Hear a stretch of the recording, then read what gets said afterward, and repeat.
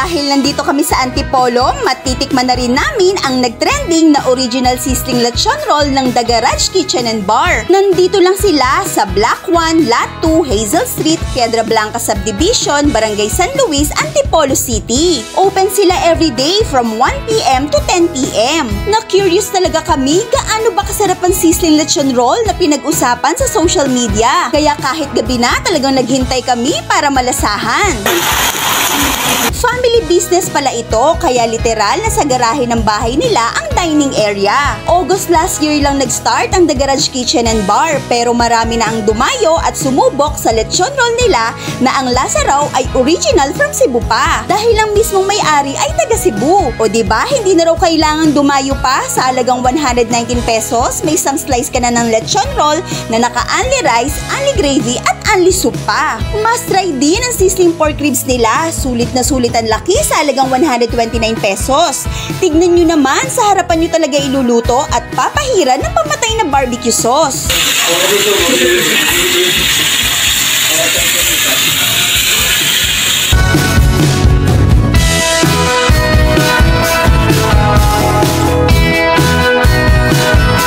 Titikman din namin ang sizzling pork katsu nila na 109 pesos naman ang isa. Lahat yan ay only rice, only gravy at only soup. Kung drinks naman ang hanap mo, yung 20 pesos mo, 1 to sawa hanggat gusto mo.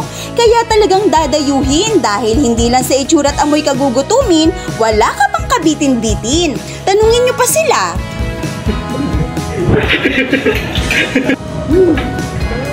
Mga ilang beses po kayo nakain dito sa isang linggo? 4 times every night.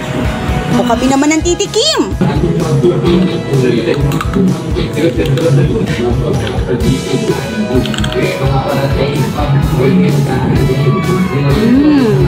Crispy Tsaka ang sarap ng lasa mga kabang. Panalo lasa nito. Talagang sulit na pumunta dito sa Antipolo para dayuhin tong Cebu lechon roll. Testingin natin ng merong gravy.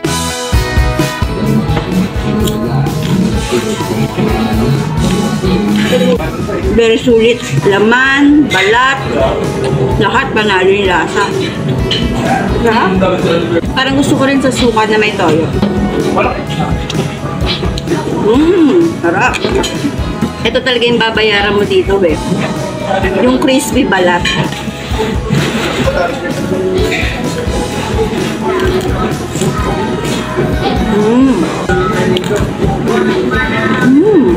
Mapapakamay ka na lang din talaga mga ka-fam. Parang nilagan chicken to. Pork barbecue ribs mga ka-fam, 129 pesos lang. Pero tignan nyo naman. Tignan nyo kung gaano kalaki. Hindi ko alam sa kukumpisa ang kagatin.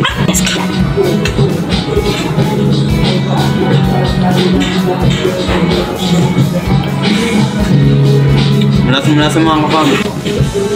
Masarap yung pagkakatimpla ng barbecue. Pati mismo rin siya mga kapam. Masarap. Sulit yung ibabayad nyo dito mga kapam na 129 pesos. At asigurado na hindi lang kayo makakaisang rice, mapapaulit pa kayo. Tsaka hindi kayo mabibitin sa ulam kasi tignan nyo. Laki. Makapal po yung katsu. Malutang po yung bala. Malasa po yung gravy. Hindi po siya yung gaya ng ibang typical na gravy. Pero malasa po siya. Wow. Tender din yung laman mga kasama.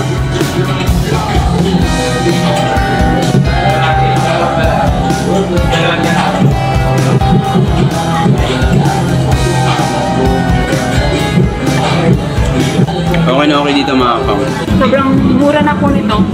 Para sa 109 pesos. The best tong Cebu lechon roll dito sa Antipolo. Alam na babalik-balikan. Ito talaga yung bagong paborito ko na lechon. Thank you, The Garage Kitchen and Bar. Sulit na sulit ang paghihintay. See you next time. Ayan mga ka-fam, sana ay natakam at nag-enjoy kayo. Thank you for watching. Stay safe at kita-kits tayo hanggang sa susunod nating Food Hub!